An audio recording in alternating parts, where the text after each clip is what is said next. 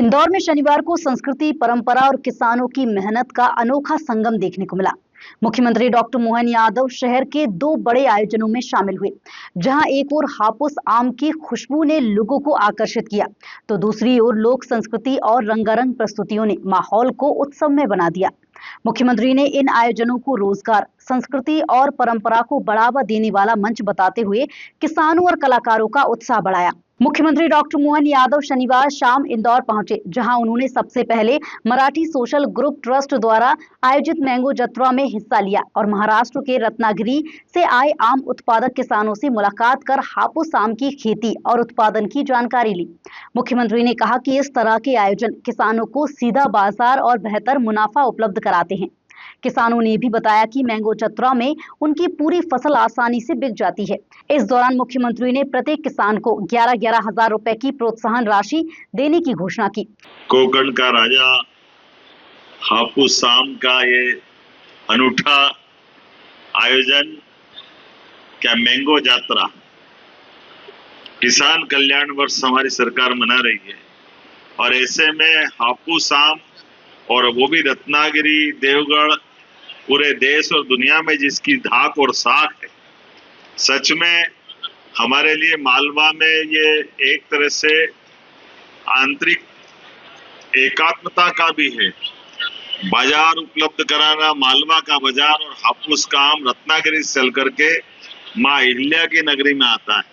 और अलग अलग किसानों से भी मैं जब बात कर रहा था तो उनने सबने उत्साह के साथ, कोई 10 साल से आ रहा, कोई 15 साल से, और वो बता रहा कि जब तक चलेगी यात्रा पूरा माल बिक जाएगा।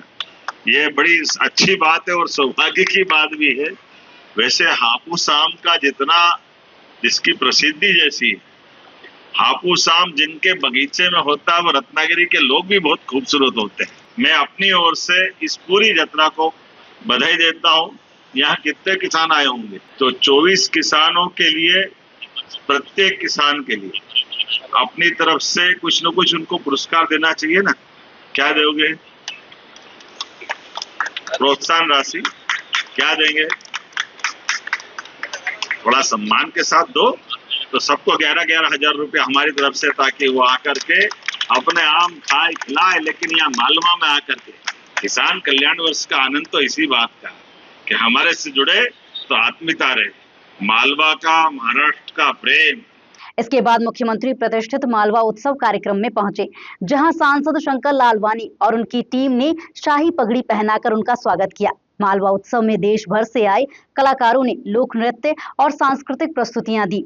वहीं विभिन्न राज्यों के हस्तशिल्प और पारंपरिक उत्पाद भी आकर्षण का केंद्र रहे। मंच से मुख्यमंत्री ने कहा कि ऐसे आयोजन कलाकारों और छोटे व्यापारियों को नई पहचान देने का काम करते हैं। कार्यक्रम के दौरान उन्होंने लोक संस्कृति न्यास मंच को आयोजन के लिए 5 लाख रुपए की सहायता राशि देने की घोषणा भी की। आज के इस आयोजन में मैं स्वयं शामिल हुआ। मैं हमारे माननीय सांसद शंकर लालवानी जी को बधाई देना चाहूँगा।